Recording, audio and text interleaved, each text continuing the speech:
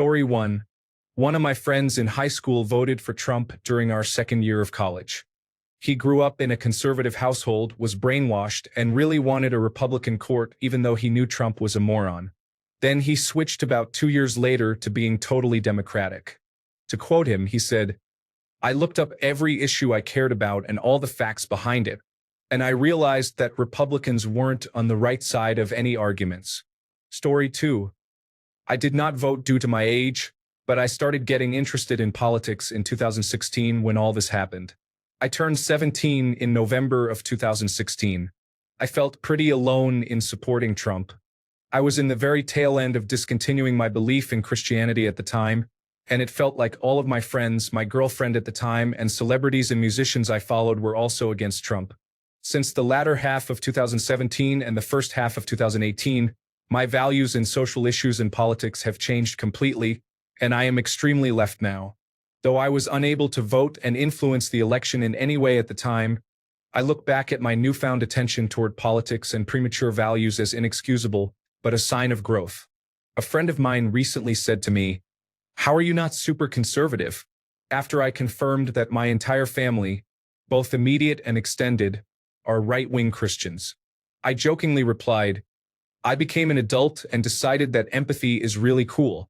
Though it was a joke, it really does just come to that sometimes with these issues.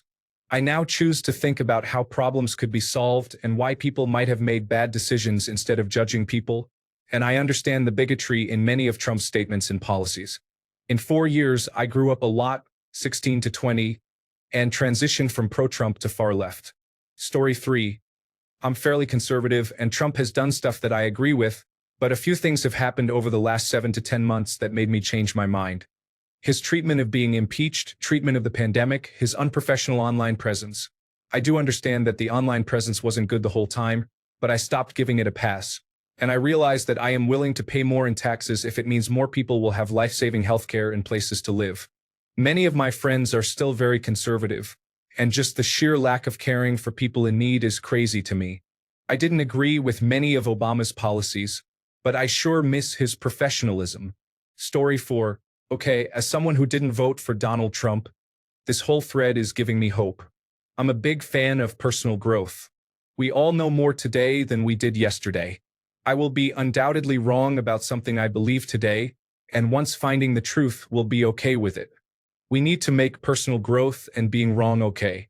People are so afraid of saying, "I was wrong," that they never truly grow. Not saying being a Republican is wrong, just saying Trump is a weird moment in history and now we are all having to deal with it. Story 5. The last 4 years. More specifically, backing out of the Paris Agreement, taunting Iran, acting as if the coronavirus doesn't exist, then failing to do something once it can't be ignored. Trying to turn this country into a dictatorship by force, blatantly ignoring the Constitution and citizens' rights on multiple occasions, with the right to assembly only being the most recent example. His childish disposition. Story 6. I was a Republican by upbringing. I watched no other news but Fox News via my parents until I left for college. Once I gained my independence living across the country for college, I started to develop my own views. I started to get my news from more reputable sources like the Associated Press. I started to realize that many of the views I picked up from watching Fox all the time were very one-sided and often didn't result from an understanding of the full picture. And it definitely took a while, but once I started looking at multiple sources, the biased wording common in Fox articles is easy to spot and easy to avoid no matter the source, both right and left-wing bias, I should add. At the time of the 2016 election, I was on the fence. Unfortunately, I still held on to the last shred of the Republicans are the good guys.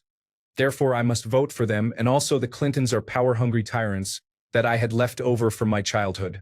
I regret that vote, but that election night marked the last time for at least the foreseeable future that I vote Republican.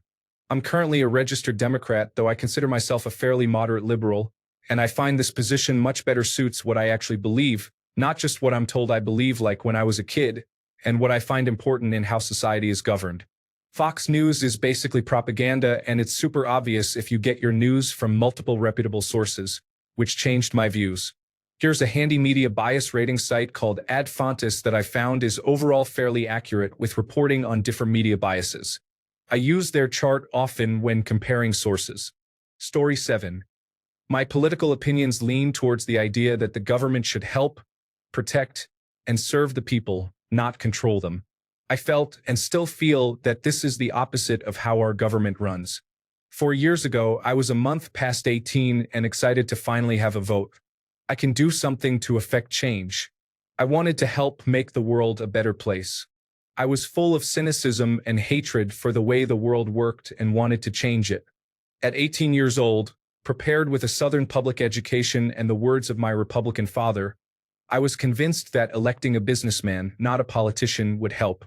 I completely bought into the Trump campaign and believed everything he said. I was young and blinded by my anger at the world, and he was going to fix it. So I went with my dad and voted for the first time, with no doubt in my mind that I made the right choice. I got my sticker, took my selfie, and I was proud. Then he won. I was excited that something was finally going to change. So I waited and watched as things started to happen, and like everyone around me, I made excuses. We can't expect him to fix everything in one day, and that stuff is all fake. Someone made it up to make him look bad. Then bad things kept happening and more information came to light, and they kept making excuses for all of it. Then I got busy. I had a kid, started my career, and I didn't have time to pay attention to the news or politics. I had a baby, for goodness sake. That's enough to worry about. Then life calmed down, and I started paying attention to the world around me.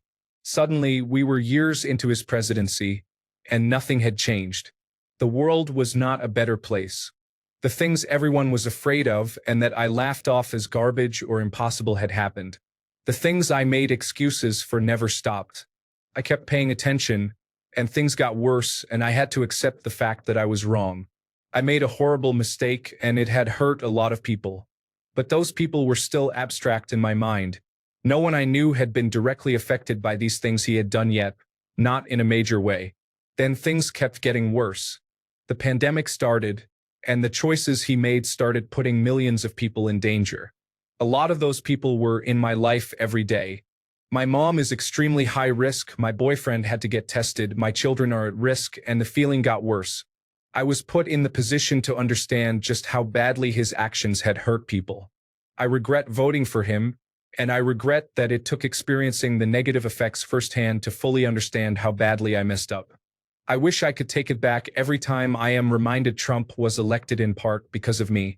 I will not vote for him in 2020. I don't know who I will vote for yet, but I'm going to make sure I'm as educated on all the candidates as possible. I'm going to try again and make a choice I am proud of, hoping I'm right this time. In the meantime, I have spent as much time as I can learning about all the things I thought were garbage in the past and doing my very best to tell everyone I can that they need to listen. Holy moly, this blew up. First, sorry for the wall of text. I wrote this late last night, and I'm on mobile, so formatting is hard. I tried to make it a little better by splitting it up. Second, I am at work right now, so I'm trying my hardest to keep up with reading the comments, but most of that will have to wait until I'm off. Third, thank you so much for all the awards, my first gold, and upvotes. I was shocked last night before I went to bed when this had 2 replies and 10 upvotes, so waking up to this feels like I'm in the twilight zone. I want to be clear that I did not post this to get pats on the back from internet strangers, though I do appreciate it. I posted this in the hopes that someone would see it and realize that they don't have to keep supporting something they know is wrong just because they openly supported it in the past. So to the few nasty replies about how I don't deserve the praise, that's fine. It's not why I posted it. But you talking down to me for admitting I was wrong and that I've learned and moved on is the exact reason I posted this. Shaming me for what I supported in the past is why many people will never admit they were wrong. So if you're reading this and still support Trump because you think you have to, you don't. You can learn from your mistakes and grow. You can help the world change. Your political stance is not a lifetime commitment. And wow, another gold. Thank you. Story 8. I'll be voting for Biden after voting for Trump in 2016. His politicization of a pandemic and poor response to it are the main reasons for the change. I also strongly dislike the way he deals with Russia and the cronyism among his cabinet. I didn't agree with everything George Bush or Obama did or stood for, but I believe they were trying to improve the country in the best way they saw how. Trump seems to be only selfishly motivated and has made a mockery of our nation's highest elected office. I am not proud to live in this country as long as he is at its helm. I look forward to November 3rd. Story 9. I was 21 and was tired of nothing but career politicians after career politicians becoming president. I truly believe that if Donald Trump, someone without political experience, could become president, it would open the door for us to be more accepting of non-career politicians becoming president. I always believed that anyone could be president, and I always felt that someone further from the time-wasting nonsense that normally clogs politics would be more representative of the common American citizen. How I thought Donald Trump was representative of the American people, I don't know. But now I realize that it's people like Alexandria Ocasio-Cortez who can truly understand what it's like to be a normal person and can still exist in the political landscape. She's my new hero. Story 10. I was disappointed with a few things that he did here and there, but I wasn't aware of the scope of some things, so it didn't seem so bad. Then the COVID-19 pandemic happened. He didn't wear a mask until recently, and suddenly many of his supporters became anti-maskers. Instead of leading by wearing a mask and encouraging people to wear one, he continued to not want anyone to wear a mask at events. Then he started encouraging bad treatment of protesters. I literally went from a lifelong Republican to a Democrat within months. It kind of freaks me out that I changed so quickly, but I realize that using brute force to do what you think is right, despite what's morally right or what the country wants, is just plain wrong. I am less worried about my taxes going up a little if it means preventing a child from dying from malnutrition. I am less concerned about making sure there's no welfare fraud if it helps people that truly need it. By the way, I was always socially liberal. I just felt like most social issues didn't belong in politics. I've always wanted prison reform and equal rights for everyone, but I'm realizing most Republican politicians do not want those things. I feel like my eyes have been opened, and I literally used to think liberals were oblivious to taxes going up. I was wrong. Story 11. I feel like I was flippant in 2016. I'm in a blue state that doesn't split electoral votes, so I felt like I could do it, and it didn't matter. Since then, I've just grown as a person. I've gotten married, watched my husband get diagnosed with a disease that would bankrupt us if I didn't have a government job, and it changed how I saw people. No one should have to decide to go bankrupt to get the treatment they need to survive. I'm now willing to pay a little more so no one has to suffer like we were so fortunate not to. I've also taken multiple diversity and equity trainings since 2016 that have helped me understand concepts like how saying all lives matter dismisses the point that some lives aren't being treated like they matter. Just personal growth and this sense of not wanting anyone to suffer. Well, I didn't expect any movement on this post. It's a little overwhelming. For those calling me garbage, I hope that makes you feel better. If that's how you approach people you want to change and grow, you're going about it wrong, but that's just my opinion. For those with kind words, you're definitely not garbage people, and I'm thankful for your well wishes. My husband gets the life-saving treatment he needs nightly, and we're hopeful for the future. For the questions about why I figure I'd pay more in a universal healthcare system, I'm very fortunate. To cover myself and my husband with the best tier for us is $14.33 a month, with a $250 deductible each and a $1,500 out-of-pocket maximum. I didn't give thought to what my employer pays and the idea that I might get more if they weren't paying that cost. More ignorance on my part. I'd cynically believe they'd just save the money, but I suppose they'd have to share to be competitive. So for many people, some form of universal healthcare would save loads of money, but I don't imagine it would for me. It just wouldn't matter to me anymore. Unfortunately, and I don't think I'm alone here, it sometimes takes seeing the impacts of something before you can understand the need for it.